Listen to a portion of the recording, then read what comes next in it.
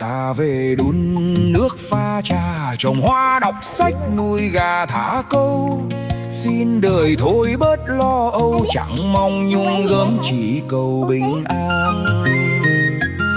Người ra phố thị thênh thang, ta về ngõ vắng nắng vàng sau hiên. Ta đi tìm mình ở phương nào? Hỏi lên chợ hỏi ăn chầu. Trà thơm hoa nở gà kêu, đời mình gói gọn những điều thương yêu. Trà thơm hoa nở gà kêu, bình an ta giữ sớm chiều ung dung. Gió vương vấn nở trần ai, người mang chí lớn đi tháng năm dài. Học cách buông những đúng sai, nghe tim mình nói mỉm cười bước qua.